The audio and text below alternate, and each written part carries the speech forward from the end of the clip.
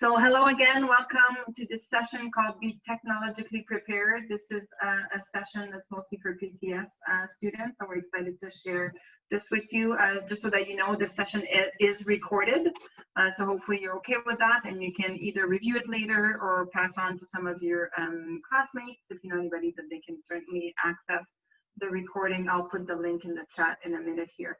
Good evening, I'm Caroline DePetsy, the Associate Dean for Business Administration, and along with Natalie Anderson, I don't know if you can see Natalie, she's waving, but I'm not sure if you can see her, we'll be kind of monitoring this session today. Throughout this session, if you do have some questions, we encourage you to enter them in the Q&A at the bottom, and either one of us will certainly make sure to answer your question. This session is part of an 8-part webinar series. This is our second one.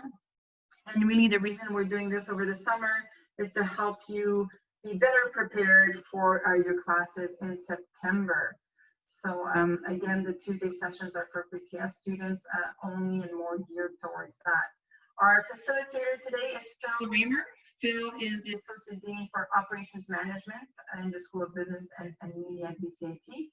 Phil has been working at BCIT for 5 years, has extensive experience in management, but at BCIT for 5 years and associate dean for 2 years, and he manages a very, very busy department. Today, he will provide an overview of the technology and equipment used in the School of Business and Media, review what you need for bring your own device specification, and how to access some software needed that you'll need for your studies.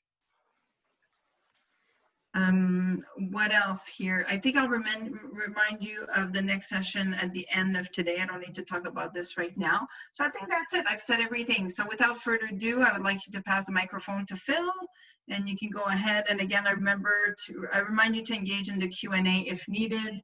And over to you, Phil.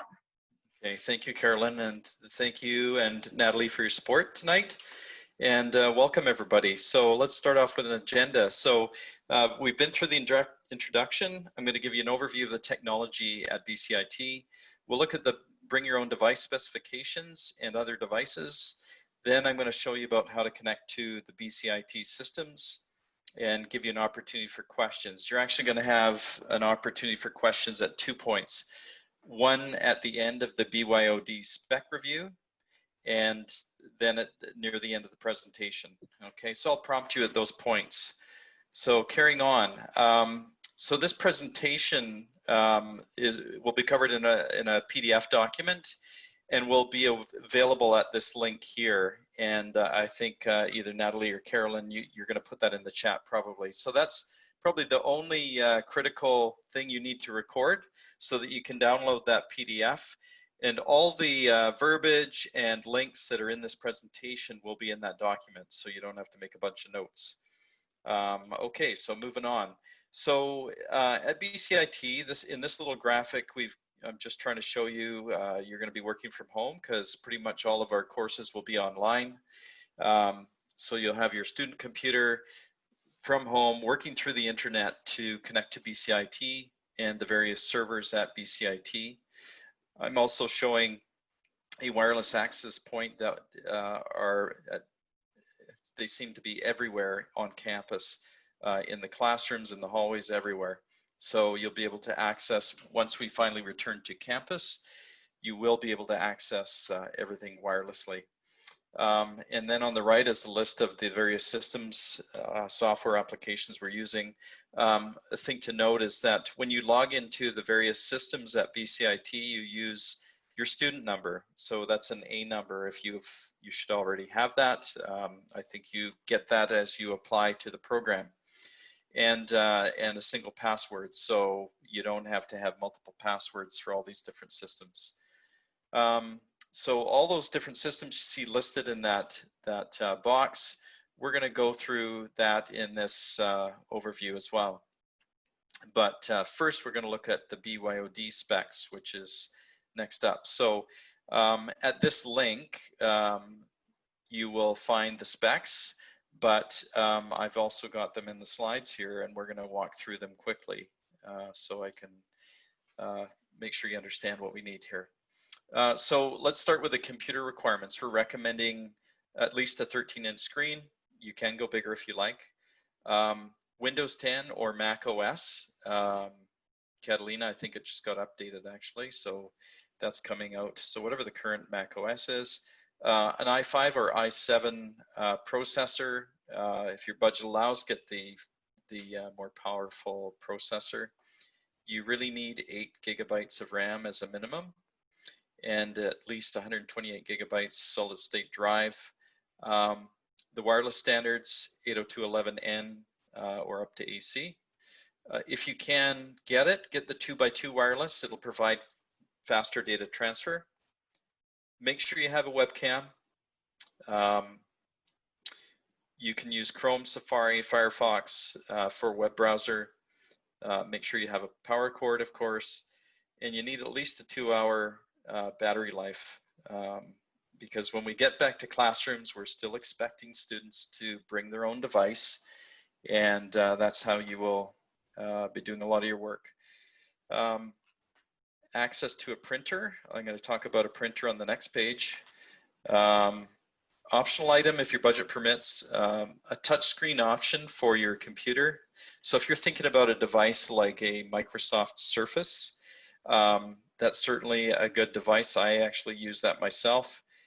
With the stylus is very helpful. So if you need to sketch things out or sign something, you can do that with that device.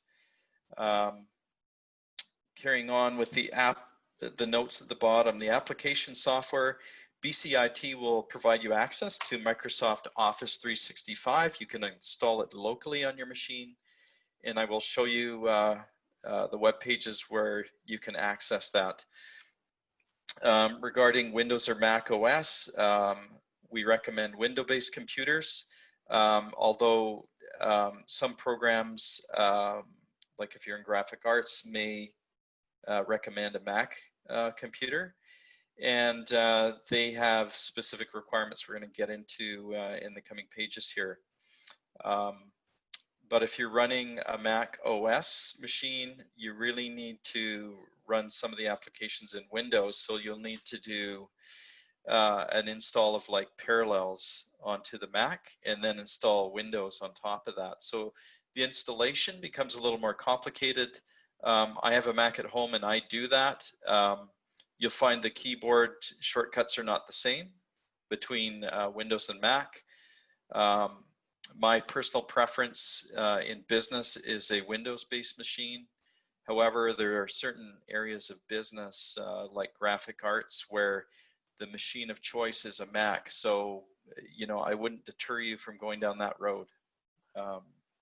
Whatever's appropriate for the work area you're going to. I'm just going to move over to the next slide. So a printer, highly recommend you have a printer with scanning capability, and you need to be able to provide your files to your instructors in a PDF format in many cases, and the ability to put multiple pages into one file. So, not, you know, if you got a 50-page document, you don't want 50 files, you want one file.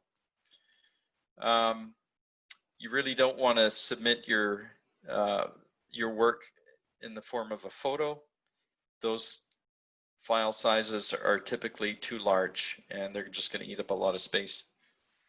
Optional items, so a monitor, you could have a second monitor to provide you a second screen. You may find it difficult to work with a 13-inch screen or even a 15-inch screen. So a second monitor is very helpful to enlarge the image or just to show multiple documents on one screen. And I personally do that myself and find it very helpful. A tablet, like an Android tablet or an iPad, this is very useful for ebooks. So I believe most courses are offering ebooks.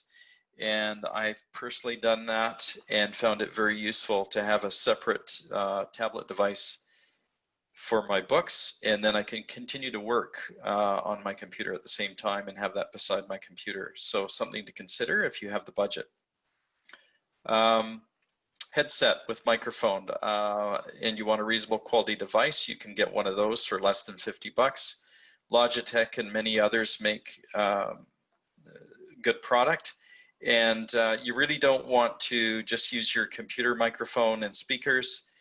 The sound quality is terrible for people listening to you on the other end. So if you can get a headset and microphone, it's really a must-have.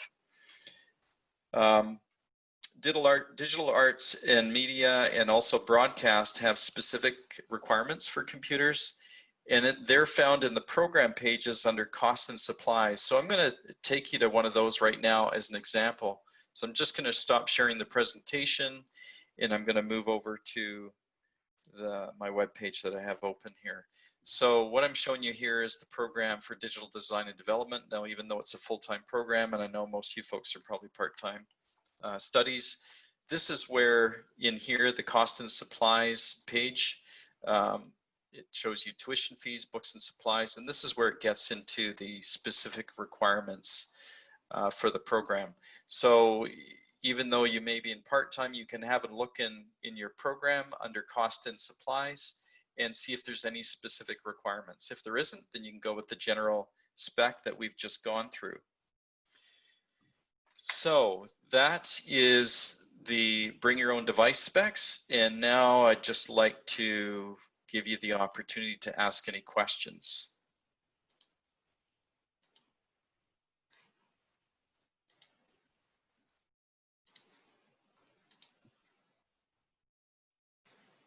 Okay, I see one in the Q&A from Brianna. I haven't been to school in a while. Yeah, I've been through that. Are notebooks out of touch? Will laptops be necessary for every class? So a notebook versus a laptop, I think, is what you're getting at. And maybe you can just guide me with an additional question if I'm off your topic. But notebook, laptop, to me, they're the same device. I think just different names. So, you know, basically you need a Windows-based machine unless you're in graphic arts or some other similar program that requires, oh, pen and paper, thank you. Sorry, I do everything on computer these days. I barely touch a pen and a paper. But yes, you can use pen and paper, certainly. I would make it available because sometimes you just need a very quick way of making a note. Absolutely. You know, I'm personally taking a master's program right now, and I'm doing everything electronically. I'm not using a single piece of paper. And I've been into the program for 6 months, and I prefer to do everything digitally.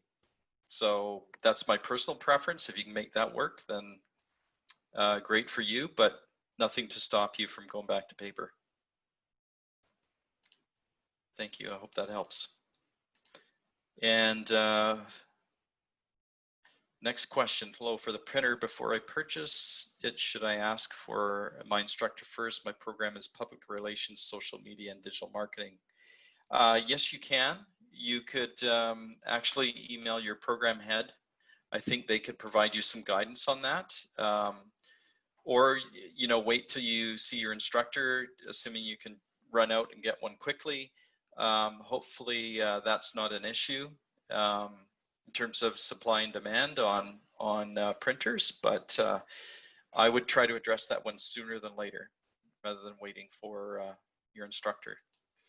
You're welcome, Brianna. Okay, any other questions? Okay, and you know, if there's no more at this point, you'll be given an opportunity at the end now. So what I'll do is I'll carry on with the presentation, and away we go. All right, connecting to BCIT systems. So I'm going to show you a bunch of different web pages. We're going to be going back and forth between the presentation and the web pages. And again, all these links will be in that document you can download. So next is this link here is a current students link. And we can, I'm just going to, like I say, flip back and forth. So here we'll go over to the current students page right here. So when you click on that link, this is where you'll land, and it will give you a few useful links: My BCIT, Learning Hub, and the library. And I encourage you to go and explore the library. You probably won't have much access to Learning Hub right now, a little bit, but of course you have access to My BCIT, and you can carry on there. Back to the presentation.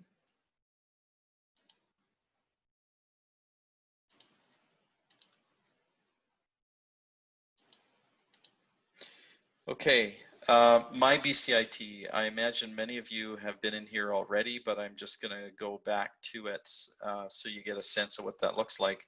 So when you click on that link that's on the presentation right there, it's going to take you to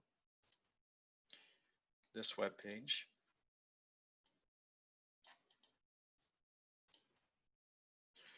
And you'll be asked to log in. And this is your BCIT ID that you log in right here. That's your A number, followed by your password. Once you log in, you get into a page that looks like this. And there you can go to your email, the various other tabs in this web page, and there's a ton of information in here. So feel free to explore. With your email, I encourage you to set up mail forwarding, so you can enter a personal email address and have all your email forwarded from your My BCIT email account to your personal account.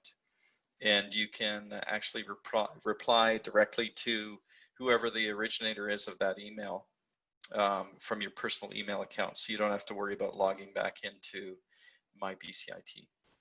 So that's that one. Okay, just going to move back over.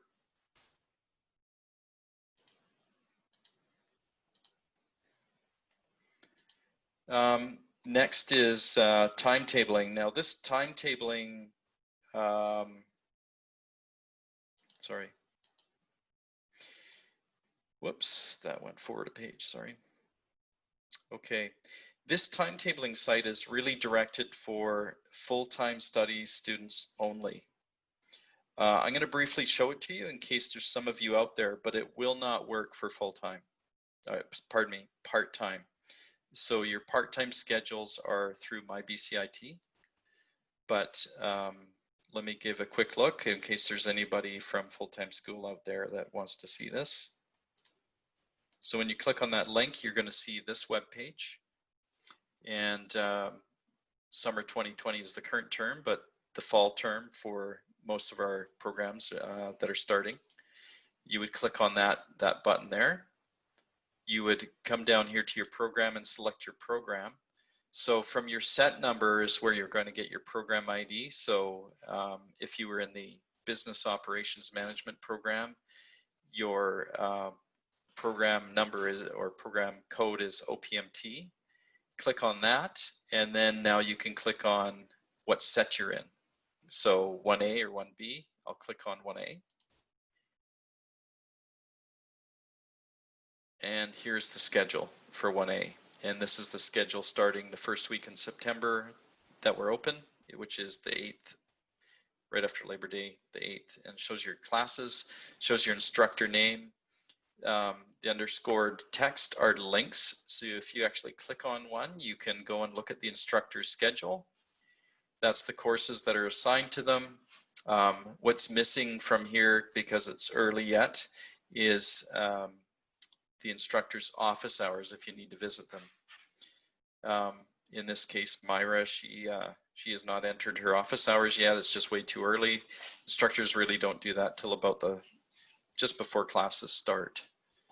So I'll just go back on that now. So that gives you a tool to look at schedules if you're in full-time only. All right, going to stop that share, and we're going to go back to the presentation.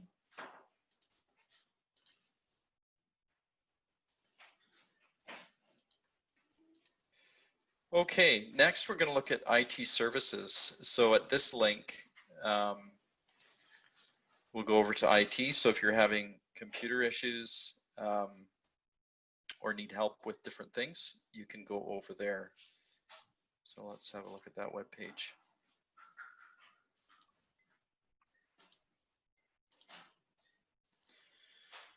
Okay, so clicking on that link, here's IT services. There's some connections for students, reset a password, so you can actually do that electronically. You don't need to phone somebody. you can access ShareFile, and you can look at software licensing.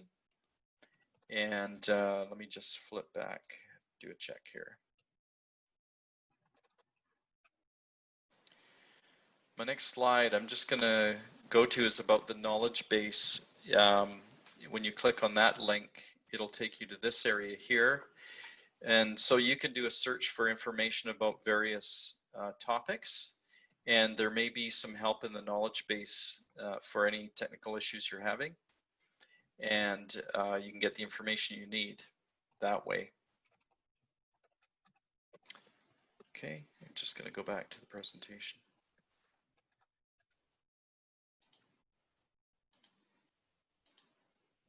So that was this link here, the kb.bcit.ca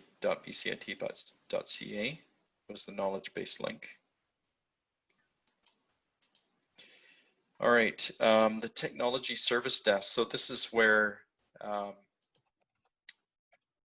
just trying to find that page, one sec.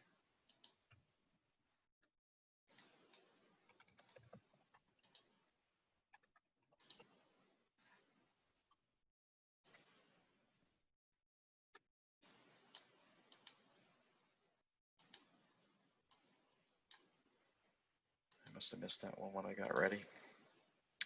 Okay, going to take you back there now.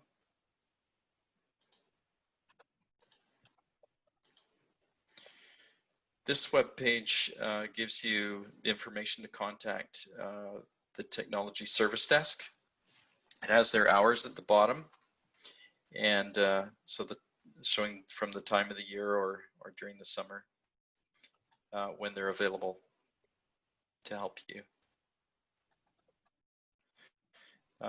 You can contact them by email or by phone. Here's the phone number in here.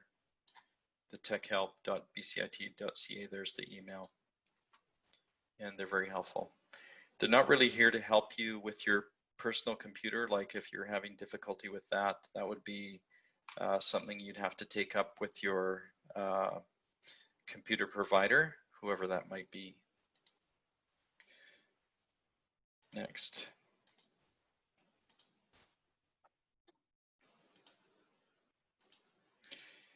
Okay, I'm going to show you a web page. This link here takes you to a number of links on that web page, or a web page that will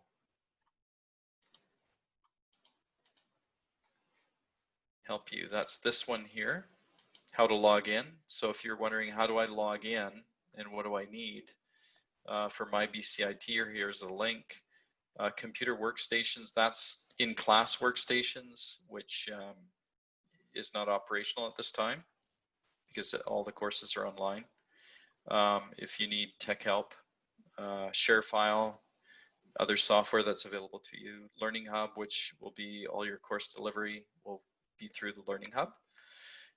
So there's a web page for all of that.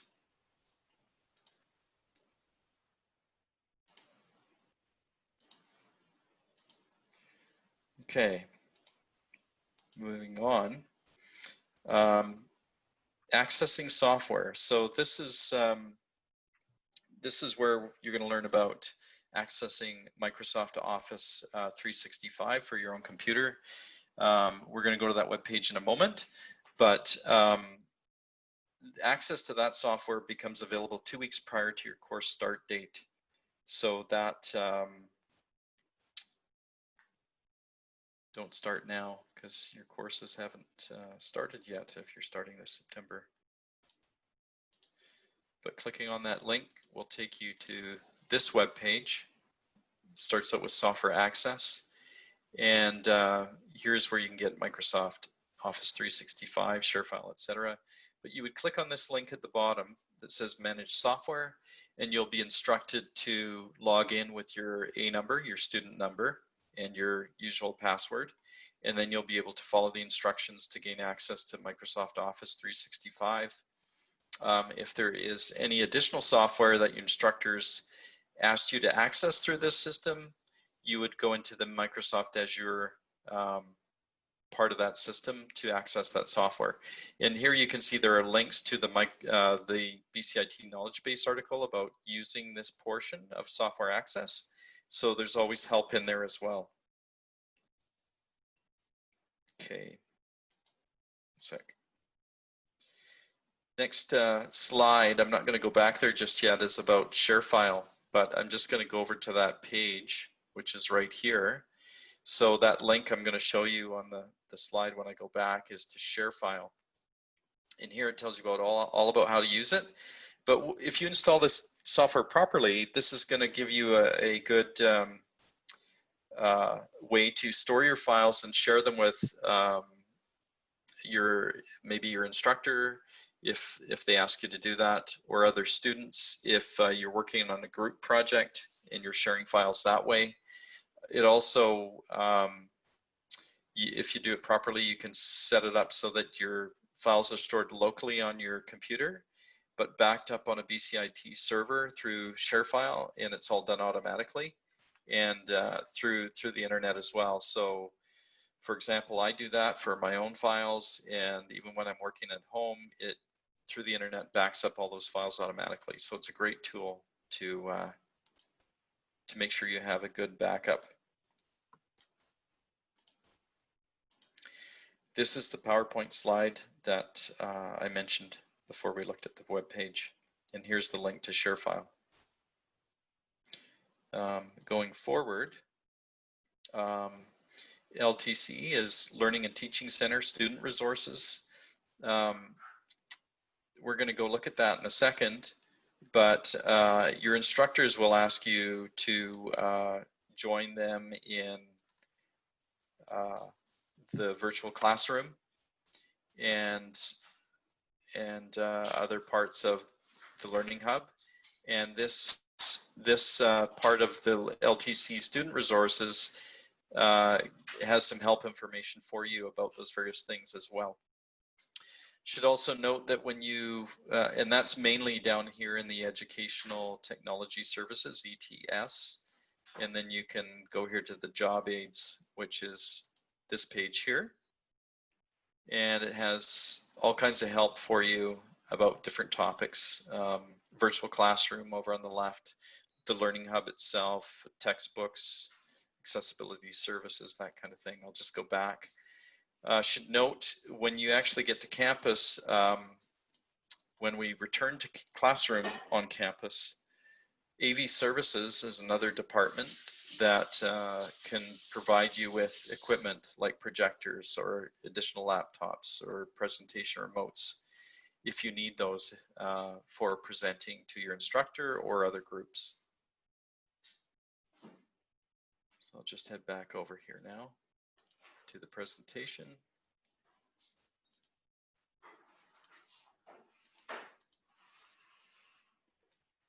Okay. Okay, ETS, we just looked at that. So I'll just go over to the next slide. The next one is Citrix Workspace. So Citrix Workspace is a virtual desktop platform, and you only need to use this if your instructor asks you to use it.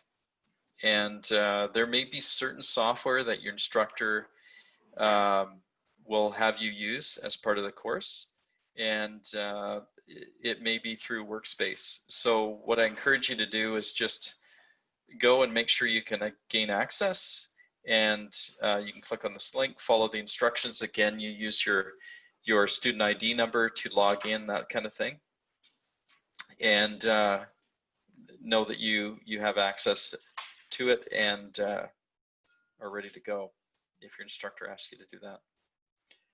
Okay, next slide is for questions. So I know that was pretty quick, but if you have questions, now would be a good time to ask any questions. Just going to go over to the various chat window here as well as the other.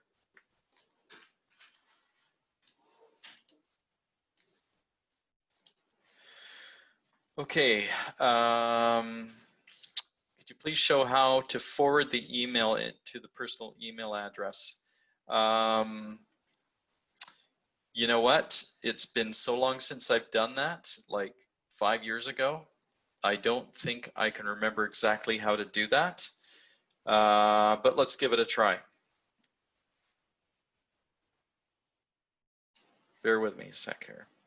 I'm going to share the web browser in a second. Let me just see that I can do that.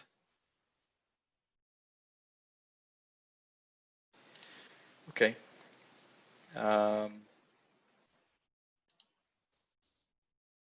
I showed you this web page,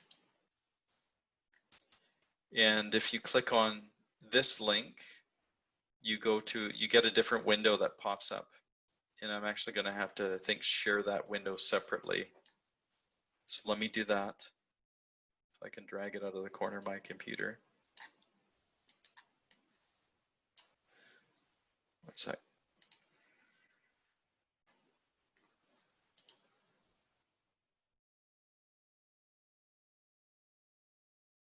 There it is. Okay, so here, once you click on that email link on the main My BCIT webpage, you get your mail. So you can see this is all mail. I actually don't even go in here anymore and look because it all goes to my Outlook. But what you do is you go into options over here, and it's not there. I think it's going to be in settings.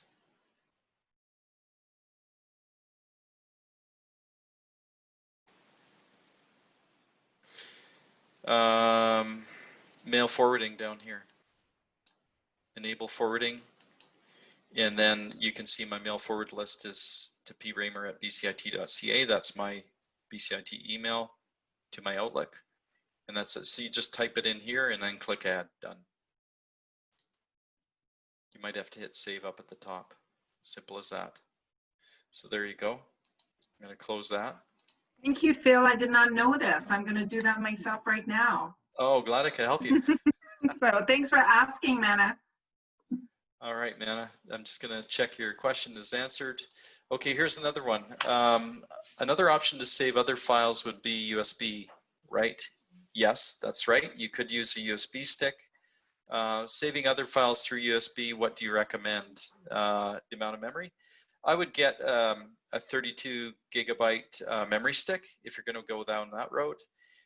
Just keep in mind it's a great backup tool, but it's with you and with your computer. So if your computer's stolen, so is your memory stick. So keep that in mind. That's why I like the cloud, because or ShareFile, pardon me, is because if my computer was ever stolen, I could still access all my files. They're not going to disappear. Okay, I was wondering if access to ShareFile is time limited and expires after the course is done. You know what, it will be time limited, but it will be like if you're in a program, it will be after the program is complete. But PTS might be handled a little bit differently. You know, what I just said about the program would be certainly applicable to full-time. For part-time, I'm not sure, but you could ask the help desk about that, or go to the ShareFile knowledge base and see if you can find any information on that in there.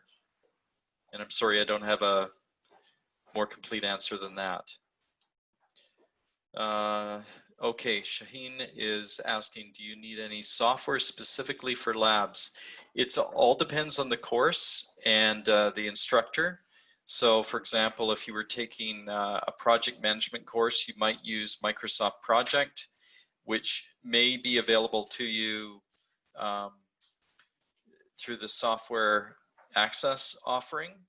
If not there, it would certainly be available to you through Citrix Workspace. So it all depends on what the instructions the instructor will give you on that one. So don't run out and buy it, right? That's the last thing you need to do. Okay, any more questions?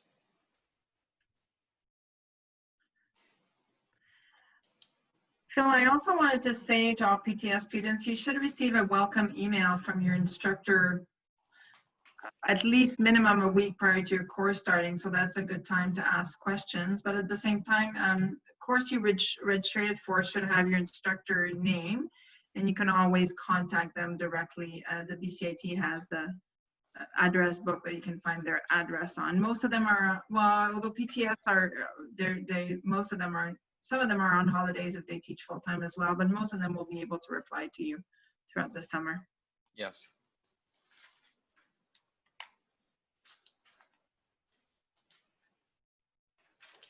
Okay. No Any other questions? Yeah, sorry, Phil. Yeah, it's all good. Well, I can wrap it up slowly here, and if you have other questions, you can put them as I'm talking. Okay. There's nothing wrong with finishing a bit early, although I think we may have had, oh no, you have a thank you, not a question, a thank you. You're welcome, Shaheen. Okay. Hope I'm pronouncing your name correctly. Yeah, so nothing wrong with finishing a little bit earlier. It was a small group, so a little bit less question, which is fine. So thank you so much for all of you who came. Natalie has a little, maybe we'll do it now. Oh, you do have a question here. Hold on, Natalie, before you do your poll. There's a few questions. Okay. Yes, Go question ahead, Bill. about Intel i5. Is it okay? Yes, absolutely. If you can afford the i7, do that. I know they're more money. But you know, you get much more life out of the machine that way, and you're welcome. Okay, so Natalie will have a bit of a poll on if this session was helpful or not. So if you can answer this, that would be great. That should come up anytime, right? I'm assuming, Natalie? Yep, I'm launching it now. Oh, how come I don't see it? Oh, there it is. Yep. I thought you said I'm watching it now. I was like, you're launching it. Launching it. So if you can answer our little poll, that would be great. And then as you're doing this, I'd like to thank everybody for attending. Again, there's another session happening next week called the Online Learning Environment and Best Practices. I think that's going to be very, very useful for students, PTS students. Again, thank you to Phil today. I think I learned a few things all the time, and it was really valuable information. What I'm going to do, yeah, like I said, your instructor will send you a welcome email, so you should know a little bit more, or feel free to email them during the summer. You can also at any time email your area that you're studying in, and we'll be happy to answer any questions. I think that's about it. Again, next week, online environment and best practices. We'll teach you about the Learning Hub, which is a really important tool. I think, Phil, you showed a little bit of the Learning Hub, did you? Yeah, so we're going to go ahead. Yeah, no, I didn't actually show the page for the Learning Hub, but yes, But there's access. Mentioned it, yes, and there's a whole session on it as well coming up, isn't there? Yeah, so next week we're going to talk about the Learning Hub, which is the main online space where you'll be taking your classes. Just as a reminder, we are online in the fall. All our courses are online, so the Learning Hub will be a pretty critical piece for you to know. I think that's about it. You'll learn practical tips about how to use that as well. I think that's about it. So we're gonna say goodbye to you guys. Good night. Wish you a good end of the week. 1 sec before you dismiss everybody is I just shared the web page, the Summer Student Success Series. So this is where all of the webinars are listed and the recordings are posted. So this was the first one last week. Be Technology Prepared is tonight's, and here's a link to the handout right here. So if you click on that link, it'll open up to the handout that is I guess it's going to show you. There we go. Has all the links and so forth. Okay, I got Richard to post it last night, so we're good. Okay, there it is. Thank you so much for finishing with that. I appreciate that. That's good.